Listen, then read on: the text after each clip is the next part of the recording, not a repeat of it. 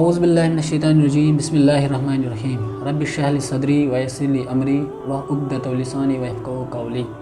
اللہ کا لاکھ لاکھ شکر ہے کہ ہم مسلمان ہیں اور یہ نعمت ہمیں ورثے میں ہی ملی ہے، اور اس نعمت کا تبھی ہم استفادہ اٹھا سکتے ہیں جب ہم اس پر عمل پیرا ہو۔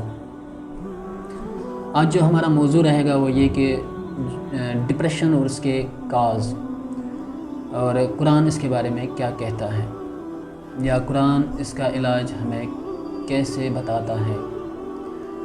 سب سے پہلے میں اس پہ ڈسکس کرنا مناسب سمجھتا ہوں کہ یہ ڈپریشن ہوتا کیسے ہے، اس کی جو کاز ہے، وجوہات ہے، وہ کیا ہے۔ ڈپریشن ایک بایولوجیکل فنومینا ہے، یہ ایک بایولوجیکل پروسیس ہے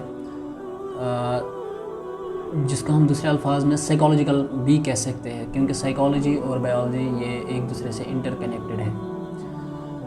یہ جب ہمارے برین میں، ہمارے دماغ میں کچھ ایسے ہارمونز ریلیز ہوتے ہیں اوور تھنکنگ کی وجہ سے، جب ہم کسی چیز پہ زیادہ سوچتے ہیں جو ہمارے اندر نگیٹیوٹی پیدا کرتی ہے، تو اس وقت جو ایک فزیکل کنڈیشن ایک ہیومن کے اندر پیدا ہوتی ہے اس کو ہم ڈپریشن بولتے ہیں۔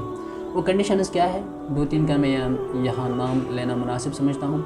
ایک یہ کہ آدمی کو کسی بھی چیز میں کرنے میں من نہیں لگتا ہے، اور سستی رہتی ہے، اور بھوک بہت کم لگتی ہے یا بہت زیادہ لگتی ہے، سر میں درد رہتا ہے، ہر وقت اس کے اندر نگیٹو خیالات رہتے ہیں، اور اس کا ایکسٹریم یہ ہے کہ آدمی اپنی جان لینے کی بھی کوشش کرتا ہے۔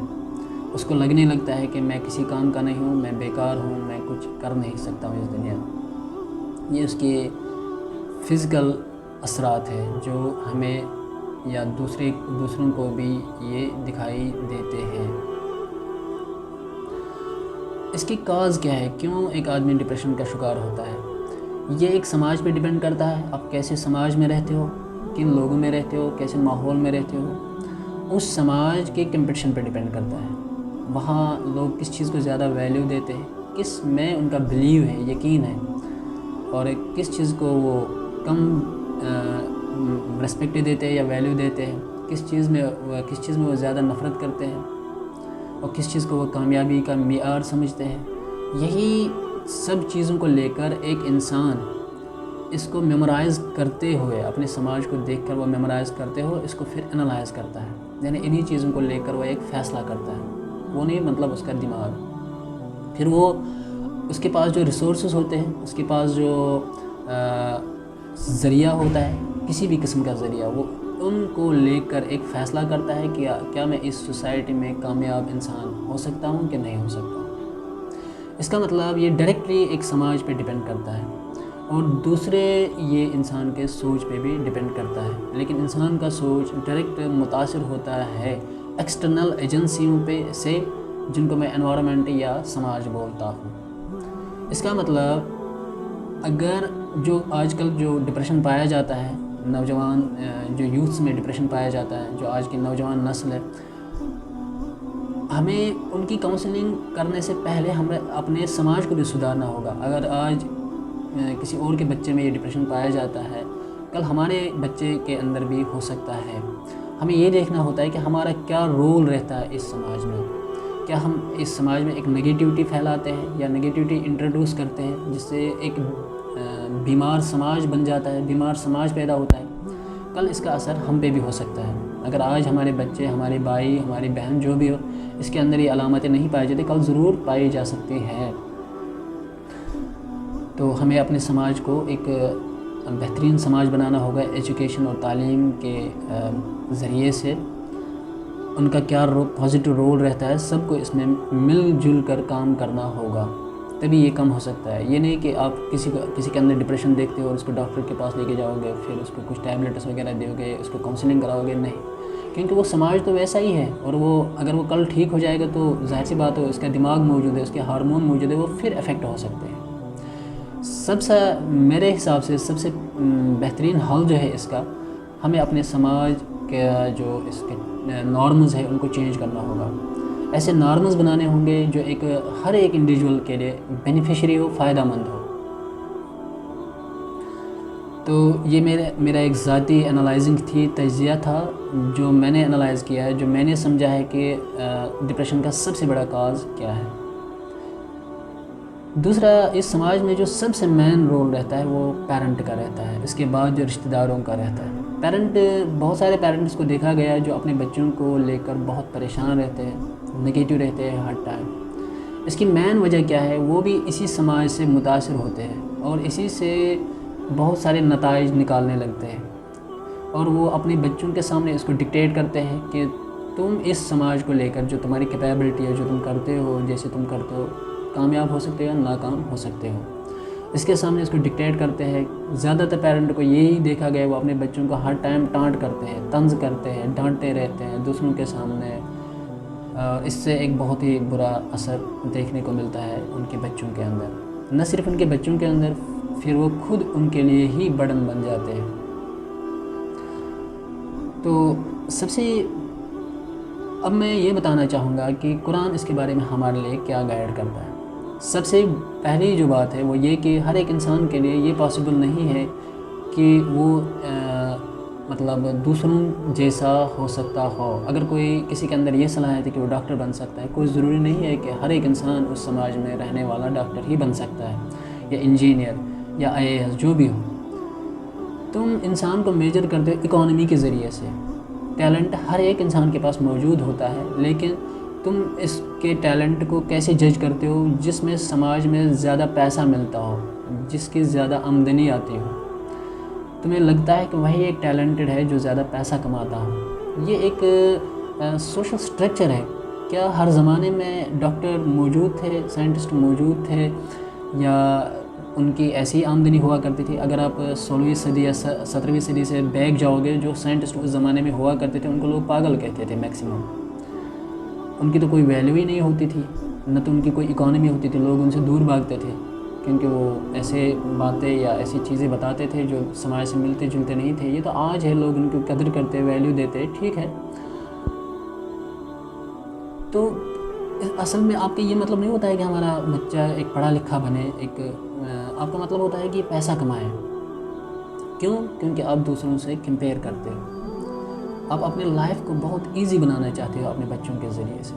آپ چاہتے ہو کہ ہمارے بچے جب کامیاب ہو اور ہم پہ بھی اس کا ایک اثر پڑے گا۔ یہ آپ کا ایک ظن ہوتا ہے، گمان ہوتا ہے، کوئی ضروری نہیں ایسا ہو، اور نہ کوئی ضروری ہے ہر پیسہ والا ہی خوش ہوتا ہے، نہ کوئی ضروری ہے کہ ہر پیسہ والا کامیاب ہوتا ہے، یہ کوئی ضروری نہیں ہے۔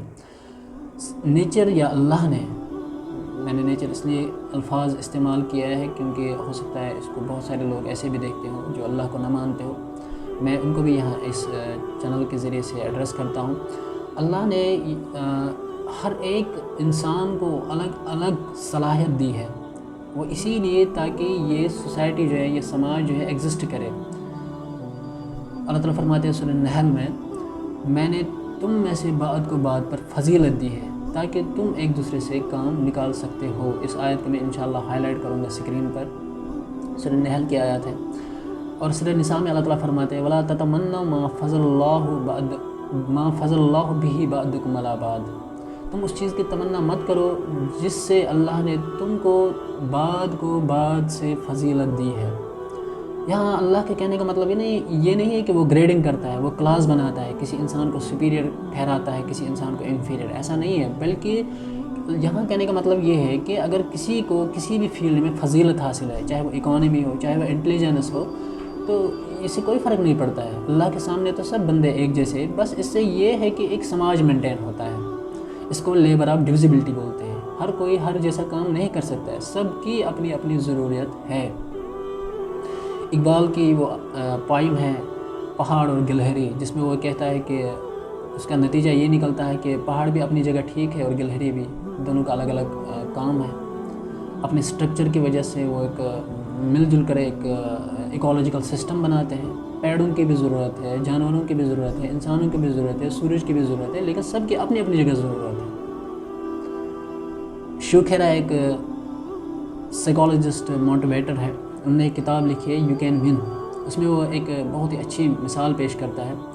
انہوں نے لکھا ہے کہ ایک دن ریس ہوئی ہے جنگل میں، اس میں گلہری تھی، ایک کتا تھا، ایک مچھلی تھی، یا شاید کتے کی جگہ ریبٹ کہا ہے اس نے، سوری، خرگوش۔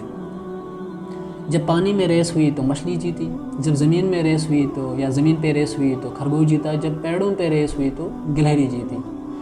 اب آپ خود ہی اندازہ لگائیں ان میں سپیریئر کون ہے؟ کوئی نہیں، بس الگ الگ فیلڈ ہے، کوئی کسی فیلڈ میں ماہر ہے، کوئی کسی جگہ ماہر ہے۔ تو اس سے مطلب یہ ہوتا ہے کہ کوئی بھی انفیریئر نہیں ہے۔ یہ تو ہمارا سوشل جو اسٹرکچر بنا ہے، یہ بس اکانومی کی وجہ سے، جو ہم اکانومی میجرمنٹ کرتے ہیں، کس کے پاس کس کام کی وجہ سے کتنا پیسہ آتا ہے، یہاں ہم غلطی کر بیٹھتے ہیں۔ تو اسی سے ہم اندازہ لگاتے ہیں کہ کون کتنا کامیاب ہے۔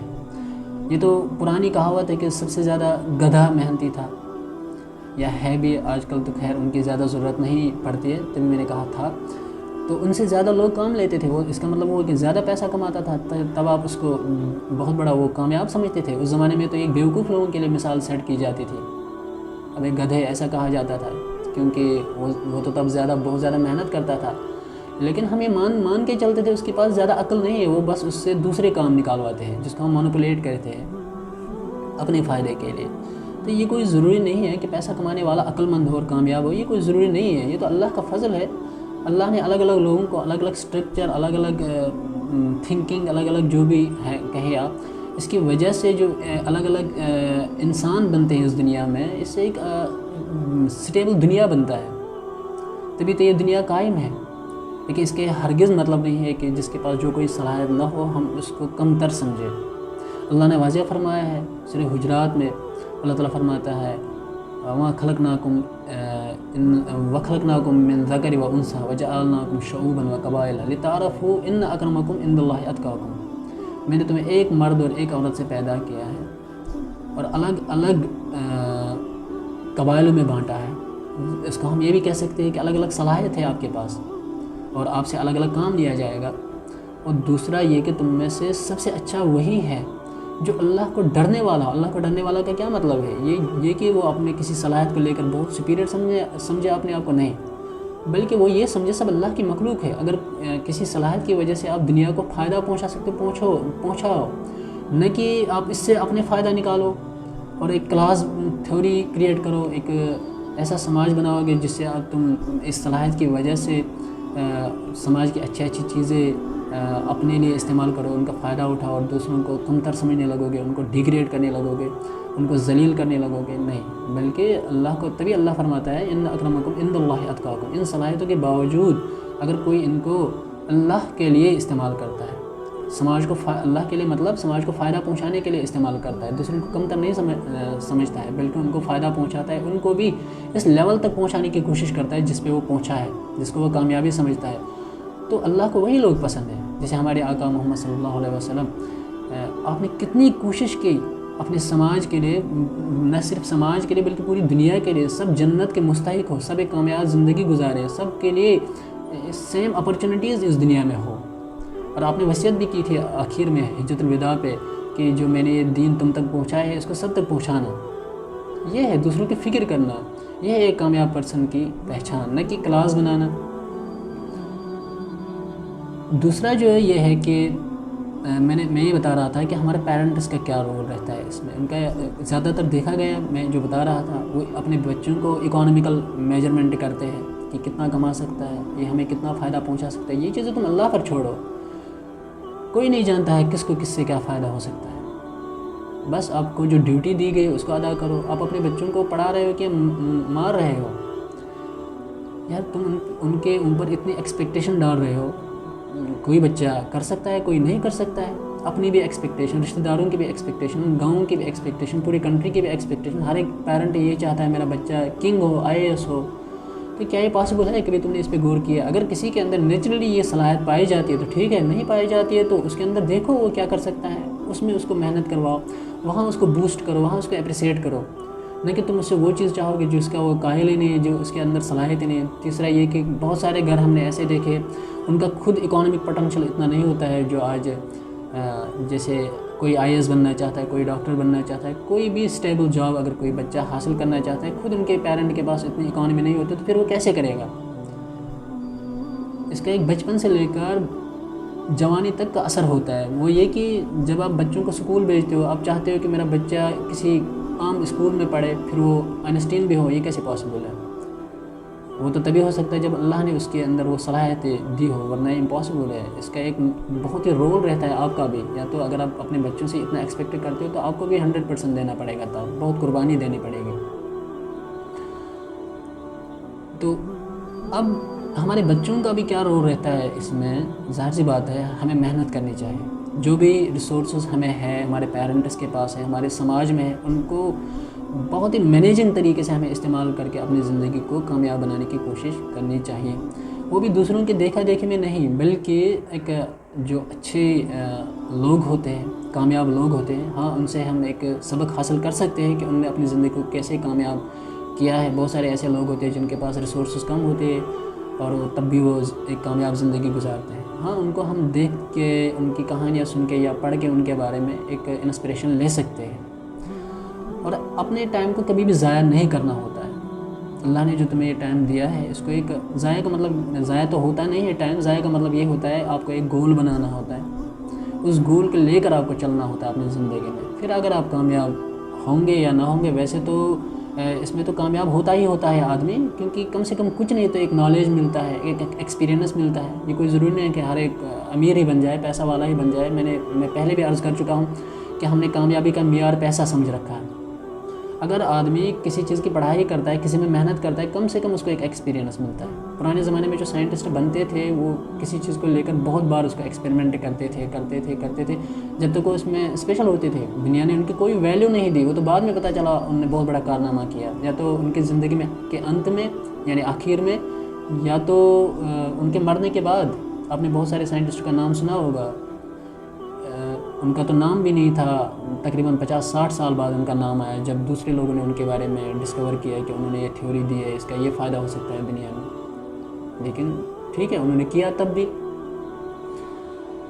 تو ٹائم کبھی بھی ضائع نہیں کرنا چاہے، ان کو بھی اس کا سوچنا چاہیے۔ اور چوتھا یہ کہ ان کو بھی اس کے بارے میں دھیان رکھنا ہوتا ہے کہ ہمارے پاس اگر کچھ ریسورسز نہیں ہے، ہم اپنے ایک کامیاب زندگی گزارنا چاہتے ہیں، تھوڑی سی اس کے لیے اسٹرگل تو بنتی ہے یار۔ اس دنیا میں اگر ہمیں کامیاب بننا ہے تو ایک کوشش تو بنتی ہے، یہ تو نیچرل ہے۔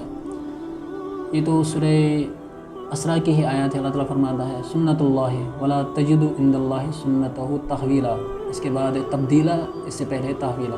یہ تو اللہ کا قانون ہے، وہ اس دنیا کو ایک فطرت، ایک فزیکل فنامنا کے تحت چلاتا ہے۔ فزیکل فنامنا کا مطلب یہ ہوتا ہے کہ جیسے دو ماسز جب ہوتے ہیں، دو چیزیں جب ہوتے ہیں، وہ ایک دوسرے کو اٹریکٹ کرتے ہیں، جو گریویٹیشنل لا جس کو ہم بولتے ہیں، جس کو نیوٹن نے ڈسکور کیا ہے۔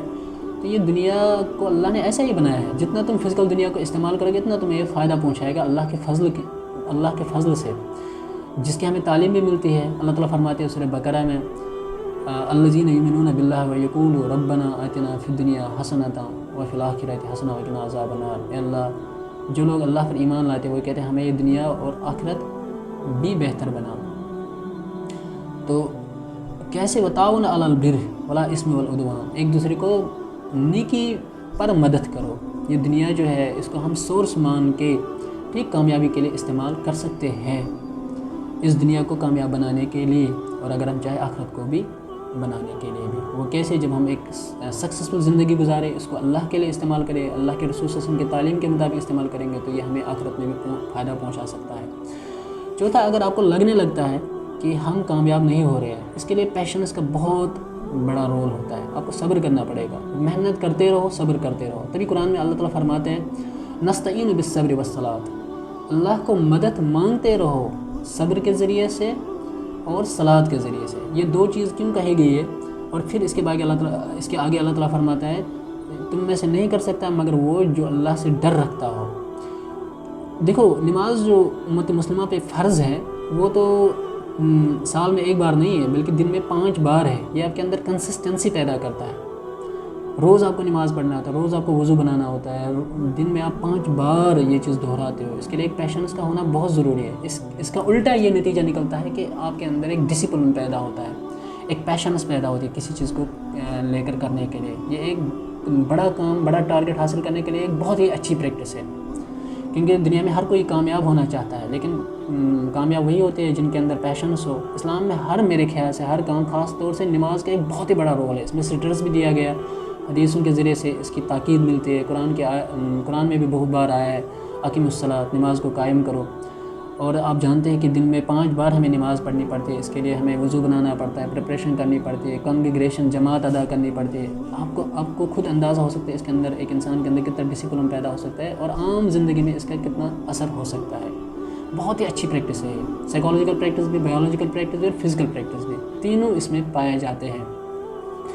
और साथ ही अल्लाह ने न सिर्फ इसको कहा है बल्कि गया नस्तईनु बिस्सब्र, और पेशेंस से अल्लाह से मदद मांगो। इसका मतलब हमें ये जो गाइडलाइन दी गई है अल्लाह के ज़रिए से, हमें इसको इस्तेमाल करना है, ये करना है। और ये एक अल्लाह का रोल है। ये नहीं कि आप सिर्फ अल्लाह से दुआ मांगते रहोगे और मतलब पढ़ोगे नमाज और चाहोगे डॉक्टर बनना या इंजीनियर बनना, ये नहीं है। दोनों का अलग अलग फ़ायदा है, दोनों के लिए अलग अलग कोशिश की ज़रूरत है। तो अल्लाह ताला उन्हीं की मदद करता है जो इन चीज़ों को इस्तेमाल करता है। अल्लाह ताला फरमाते हैं सूरह हिज्र में, गालिबन आयत नंबर 9 या 11 है, अल्लाह ताला फरमाते हैं मा यतगैरु बिकौमिन हत्ता यतगैरु मा बिअनफुसिहिम। अल्लाह ताला उस इंसान या उस कौम को नहीं बदलता जहाँ तक कि जो इसके अंदर अल्लाह ने सलाहियत दी है उनको वो इस्तेमाल करके अपनी सलाहियत बदलने की कोशिश न करेगा। तो आपको हर वो चीज़ इस्तेमाल करना है जो अल्लाह ने आपके मुहैया किया है अपने एनवायरनमेंट में। आप छोटी छोटी चीज़ों को लेकर एक बहुत बड़ी बिल्डिंग बना सकते हो, लेकिन इसके लिए मैनेज की ज़रूरत है, पैशंस की ज़रूरत है, जो चीज़ मैं पहले कर चुका हूँ। डिप्रेशन होने से क्या होता है, जब आप ओवर थिंकिंग करते हो आप डिप्रेशन में चले जाते हो। इससे आपका मसला हल नहीं होता है बल्कि और भी बिगड़ जाता है। फिर आप अपने फैमिली के लिए बर्डन बनते हो। वो तो अगर आपको क्रिटिक्स करते थे आपके एक्टिविटी को लेकर, वो और ज़्यादा आप क्रिटिक्स करेंगे, सोसाइटी आपको और नीचे दबाते जाएगी। ज़ाहिर सी बात है, तो नेचर है, लोग अच्छे खासे इंसान को चाहते हैं। अगर लोग तभी आपसे मिलेंगे जब आप खुश हो, जब आप कामयाब हो। अगर आपको लगने लगता है कि मुझसे लोग दूर भागते हैं, मुझसे नाराज़ होते हैं, मेरी इज़्ज़त नहीं करते, मेरी वैल्यू नहीं करते, तो इसका मतलब आपके अंदर कमी है। और अगर आप डिप्रेशन में चले जाते तो आपके अंदर कमी बढ़ जाती है, न कि कम हो जाती है। नतीजा ये निकलता है कि अगर आपसे वो 10% दूर भागते आप 100 भागेंगे, और इसका मतलब ये होगा कि आप नतीजी तौर में और डिप्रेशन में चले जाओगे। खुश रहो, एक्सरसाइज करते रहो, नमाज़ पढ़ते रहो, अल्लाह से दुआ करते रहो। फिर अल्लाह ताला इन आयतों के जो हमें गाइडलाइन की जाती है, जैसे सूरह मुज़्ज़मिल में अल्लाह ताला फरमाते हैं, आयत है वज़्कुर इस्म रब्बिका व तबत्तल इलैहि तब्तीला। आप अपने रब का नाम लेते रह। यहाँ अल्लाह लफ्ज़ नहीं आया बल्कि रब लफ्ज़ आया। क्यों आया है? क्योंकि रब का मतलब ही होता है रिज़्क़ देने वाला, इज़्ज़त देने वाला, मकान देने वाला, सस्टेन करने वाला। जब तक आपको इस दुनिया में रहना है, जो भी अल्लाह को आपको देना है वो उसकी ज़िम्मेदारी है। व तबत्तल इलैहि तब्तीला, आपको उसी की तरफ मुतवज्जा होना हो। इन चीज़ों का इस्तेमाल करके आपको अल्लाह की तरफ ही मुतवज्जा होना। अल्लाह के नबी के सल्लल्लाहु अलैहि वसल्लम को ये कुरान के 2 वाज़िह सूरतों या 3 वाज़िह सूरतों में ये गाइड किया गया। एक तो सूरह ताहा में, एक तो सूरह नस्र में जिसको इज़ा जा भी बोलते हैं, और इन्ना आतैना कल कौसर इसमें भी इज़ा जा में आया है इज़ा जा नस्रुल्लाहि वल फतह व रअयतन नास यदखुलूना फी दीनिल्लाहि अफ़वाजा फसब्बिह बिहम्दि रब्बिका वस्तगफिर इन्नहु काना तव्वाबा। जब आप फिज़िकल वर्ल्ड को इस्तेमाल करते हुए कामयाब हो जाते हो, फिर उसी की तरफ मुतवज्जा हो जाओ, उसकी हम्द बयान करो। और ये तब भी करना होता है जब आप कामयाब नहीं होते, आपको लगने लगता है कि हम कामयाब नहीं हुए हैं। तो ये है वो आयत व तबत्तल इलैहि तब्तीला, उसी की तरफ पूरी यकसुई के साथ मुतवज्जा हो जाए। यहाँ मुतवज्जा होने का मतलब ये नहीं है कि आपको डॉक्टर बनने के लिए नमाज पढ़नी नहीं, मतलब अल्लाह पे भरोसा करो। क्योंकि आगे आयत है वहजुरहुम हजरन जमीला फत्तखज़ू रब्बुल मशरिक़ि वल मग़रिबि वकीला। तुम उस रब को वकील बनाओ, अपना प्रोटेक्टर बनाओ, अपना गाइड बनाओ, जो कायनात का सस्टेनर है। रब्बुल मशरिक़ वल मग़रिब का मतलब ये होता है, ये नहीं कि मशरिक़ और मग़रिब का रब बाकी का नहीं, इससे मतलब है कि पूरी यूनिवर्स का रब, जो भी इस कायनात में तख्लीक है उसका रब, उसका अपना प्रोटेक्टर बनाओ। और वहजुरहुम हजरन जमीला, उनसे तुम खूबसूरती के साथ दूर हो जाओ। यानी जो ये एक्सटर्नल एजेंसीज तुम्हें डिप्रेशन में लेके जाते हैं, हमारा समाज, हमारा रहन सहन, जिनको लेकर तुम नतीजा अख़ज़ करते हो कि मैं फेलियर हूँ, इनको छोड़। बाज़ औक़ात दिखने में ये होता है कि जो हमें लगने लगता है कि अपने मतलब जो मैंने एनालाइजिंग की है, मतलब हम अपने सोच, अपने माहौल को लेकर कभी कभार ऐसे नतीजे निकालते हैं खुद से कि वो इंसान कामयाब हो सकता है आगे। इसका उल्टा दिखने को मिलता है। फिर हमें उस टाइम अल्लाह याद आता है। नहीं, हमें तो लगने लगता है ये कामयाब ज़िंदगी गुजारेगा, इसका ये होगा, लेकिन हुआ तो ये। कभी कभार ये लगता है कि जो कुछ नहीं करेगा वो बहुत कुछ कारनामा करता है। ऐसे भी एक एग्ज़ाम्पल हमें मिलती है इस कायनात और दुनिया में। हमें उनकी ओर भी देखना होता है। वहाँ हमें समझ में आता है कि जब इन चीज़ों के अलावा जो ये फ़िज़िकल वर्ल्ड है, जब हम इसको इस्तेमाल करें, इसके बाद अल्लाह पे भरोसा करना होता है। क्यों? क्योंकि ہمیں یقین ہے کہ تب تک کچھ نہیں ہو سکتا جب تک اللہ نہیں چاہے گا. یہ تو مسلمان کا ایک بیسک فنڈامنٹا ہے، یعنی بنیادی عقیدوں میں سے ایک عقیدہ ہے ہمارا، بنیادی فنڈامنٹل میں سے ایک فنڈامنٹل ہے. اور اس کے بعد دیکھو اللہ ہمیں اور ایک آیات میں گائیڈ کرتا ہے. اللہ تعالیٰ فرماتے ہیں سورہ اسراء میں، قل ربی ادخلنی مدخلا صدقا واخرجنی مخرجا صدقا واجعل لي من لدنک سلطانا نصیرا. اے اللہ ہمیں ایک ایسا راستہ بنا ہمارے لیے، اور ہمیں ایسے راستوں میں سے نکال کہ اگر ہم تنگی میں ہیں، اگر ہمیں کوئی کامیابی کا راستہ نظر نہیں آتا ہے تو یہ دعا مانگا کرو اور یہی آیات کو پڑھا کرو. سورہ اسراء کی آیت ہے، آیت نمبر 80 ہے غالباً، یعنی 80. اس میں اللہ تعالیٰ فرماتے ہیں کہ اللہ سے دعا کرو کہ اے اللہ ہم ان تنگی کے راستوں میں سے نکال کر ایک کشادہ راستہ میں لے آؤ، یعنی کامیابی میں لے آؤ. وجعل لنا من لدنک سلطانا نصیرا، اور اپنے پاس سے ہمیں ایک اچھی کامیابی عطا فرما، ایک بحیثیت ملک، بحیثیت انڈیویجول، یعنی انفرادی طور پہ بھی ہمیں کامیابی عطا فرما، چاہے کنٹری کے لیے بھی کہہ سکتے ہو کبھی، کیونکہ یہاں جمع کسے گا ہے، یہاں ہمیں مطلب ہے آپ اپنے لیے کہہ سکتے ہو. اور پانچواں جو اصول ہے قرآن بیان کرتا ہے، اللہ تعالیٰ فرماتے ہیں سورہ نجم میں، ولا تتمنا ما عمل الانسان ما تمنا، کیا انسان کو ہر وہ چیز ملے گی جس کی وہ تمنا کرتا ہے؟ یہ امپاسبل ہے. اس دنیا میں ہر ایک انسان کے لیے امپاسبل ہے کہ وہ ہر چیز حاصل کرے جس کی وہ تمنا کرتا ہے. یہ اللہ کا قانون بھی ہے، اور یہ تو دنیا میں بھی ہمیں سمجھ میں آتا ہے. ہمارے جو انسسٹر ہے یا آج کل جو انسان موجود ہے، کیا آپ کو لگنے لگتا ہے کہ جتنے بھی پیسے والے لوگ ہیں، جو بھی امیر انسان ہیں، ان کو ہر چیز ملتی ہے پیسے سے جو وہ چاہتے ہیں؟ کم سے کم میں 5-6 چیز کی مثال دیتا ہوں. کوئی اپنے پیسوں کے ذریعے سے اپنی موت کو نہیں بچا سکتا، اپنی زندگی کو بوڑھا ہونے سے نہیں بچا سکتا ہے. بہت ساری ایسی چیزیں جو آپ کو دیکھنے کو ملے گی، لوگوں کے پاس بہت پیسہ ہے لیکن وہ پھر بھی بہت ساری چیزوں کو کنٹرول نہیں کر پاتے جو وہ چاہتے ہیں. کوئی نہیں چاہتا ہے کہ میں بوڑھا ہو جاؤں، کوئی نہیں چاہتا ہے کہ میں مر جاؤں، پھر بھی مرتے ہیں لوگ، پھر بھی بوڑھا ہوتے ہیں. یہ تو 2 مثال میں نے سیٹ کی ہے. اور پھر آگے اس دنیا کی یعنی اس دنیا میں ایفرٹ کر کے کامیاب زندگی گزارنے کے لیے آگے اسی سورہ نجم میں اللہ تعالیٰ فرماتے ہیں، لیس للانسان الا ما سعی. انسان کے لیے وہی ہے جس کے لیے وہ کوشش کرتا ہے. کوشش کرنا ایک لازمی فنڈا ہے، یہ تو اللہ کا قانون ہے. جب تک آپ کوشش نہیں کرو گے تو کامیاب نہیں ہوگے. آپ کو اللہ کے رسول صلی اللہ علیہ وسلم کی زندگی میں ایک بہترین مثال ملے گی، وہ یہ کہ آپ نے اتنی جنگیں لڑی. اگر اللہ چاہتا ہے یا آپ صلی اللہ علیہ وسلم چاہتے ہیں، آپ کی کون سی دعا رد ہوتی؟ کوئی نہیں. اگر آپ دعا کرتے تو مطلب سارے مسلمان ہو جاتے، لیکن یہ تو اللہ کا قانون ہے. یہاں فزیکل ایفرٹ کرنا ہی اللہ کا قانون ہے، سب کو کرنی ہوتی ہے. یہی پیغمبروں کی زندگی سے ہمیں مطلب ملتی ہے کہ انہوں نے لوگوں کو ایمان کی طرف لانے کے لیے کتنی کوشش کی ہے، بہت حد تک کوشش کی ہے. آپ نے ان کی اللہ کے رسول صلی اللہ علیہ وسلم اس حد تک چاہتے تھے کہ لوگ ایمان لائے. آپ کو سورہ کہف کی آیت اللہ تعالیٰ فرماتے ہیں، اللہ کا باقی ان نفس کا اللہ یؤمن بہذہ الحدیث اسفا، کیا آپ اپنی جان یہ دو گے کہ یہ اس بات پہ ایمان نہیں لاتے؟ وما انت الا بشیر و نذیر، یا وما علیک الا البلاغ، آپ تک تو صرف پہنچانا ہے اور ڈرانا ہے اور خوشخبری دینا ہے. جس کو ماننا ہے مانے، جس کو نہیں ماننا ہے چھوڑے، بس آپ کوشش کرتے رہے. یہی ہے، یہ زندگی کا دستور ہے، قانون ہے. آپ کوشش کریں، کامیابی اور اس کے نتیجے آپ اللہ پہ چھوڑیں. فاتخذوا رب المشرق والمغرب وکیلا، آپ اس کائنات کے رب کو اپنا پروٹیکٹر بنائیں، اسی پہ اپنے معاملوں کو چھوڑیں. پھر اللہ تعالیٰ فرماتے ہیں، ان المتوکلین یتوکلون علی اللہ، بھروسہ کرنے والے اللہ پہ ہی بھروسہ کرتے ہیں. لیکن سب سے پہلی شرط کیا ہے؟ اس فزیکل ورلڈ، اس دنیا کے جو جتنے بھی آپ کے پاس ریسورسز ہیں ان کو استعمال کرو.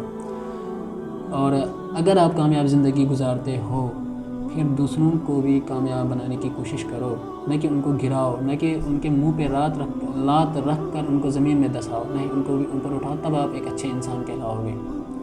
یہی ہمارے پیغمبروں کی تعلیم ہے، یہ ایک بہترین مسلمان ہونے کی بھی نشانی ہے. امید ہے کہ انشاءاللہ